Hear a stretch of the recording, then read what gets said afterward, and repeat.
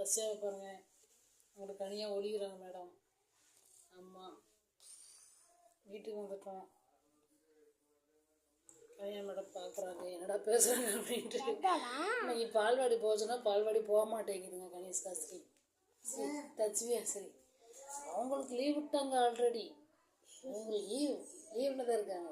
5ஆம் தேதிக்கே பள்ளிக்கூடம்னு சொன்னாங்களாம்மா.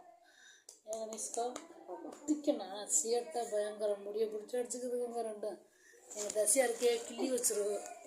எந்த பிள்ளை கிள்ளி வைக்கி எல்லாம் பண்ணி வச்சுருங்க தசியா. ஆமாம், தசியா பிள்ளை கூப்பிட்றாங்க. ஹாய் சொல்லு. ஹாய் சொல்லு. நீ இப்படி சொல்லு, ஹாய். சாப்பிட்டீங்களா?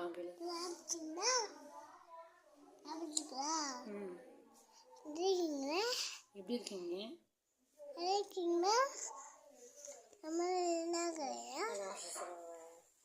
அடுத்து கனிஷ்கா மேடம் பேசுகிறாங்களா? கனிஷ்கா மேடம் அடிச்சுக்கிட்டது.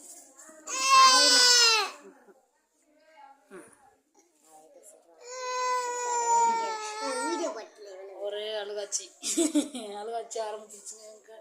எங்கள் தசைக்குட்டி அழுகாச்சி ஆரம்பிக்குதுங்க. ஆமாங்க, என்னங்க பண்ணுறீங்க மக்களே?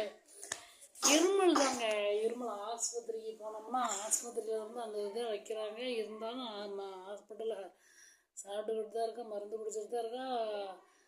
அந்த இருமல் போக மாட்டேங்குதுங்க. ஆமாங்க, இது எங்கள் சின்ன பிள்ளை அழுக எங்களுக்கு பெருசுக்கு சந்தோஷங்க. எத்தனை பிள்ளை இப்படி நடக்கும் சொல்லுங்கள், கமெண்ட் பண்ணுங்கள். எங்கள் சின்ன பிள்ளை அழுகுச்சுன்னா மூத்த பிள்ளை எத்தனை பிள்ளை சிரிக்கும். ஆனால் எங்கள் வீட்டில் அது சிரிக்கும். சின்ன பிள்ளை மட்டும் அழுதுச்சுன்னா மூத்த பிள்ளை சிரிச்சுக்கிட்டே இருக்கும். என்னையாவும் சிரிச்சுட்டு இருக்கும். நான் அடித்தேன்னே சின்ன பிள்ளைய அவ்வளோ சிரிப்பாக. ஆமாம், எத்தனை பிள்ளை நடக்கும் கமெண்ட் பண்ணுங்கள். மேடம் இந்த மாதிரி பாருங்கள், அடியை பாருங்கள். இப்போ போய் வீட்டில் இருக்கும்போதே அடி விழுகுது. வாங்கட்டும் விடுங்க, வாங்கட்டும். அடியே பாருங்க. சும்மா இருங்கடி.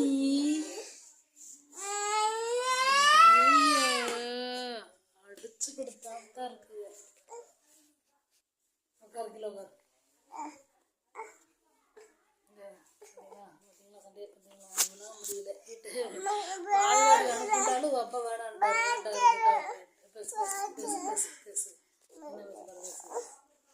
பேசு. நான் அழுகுனி முஞ்சியோட இருக்கீங்க அப்படின்னு சொல்ல போகிறேன். அழுகுனி முஞ்சி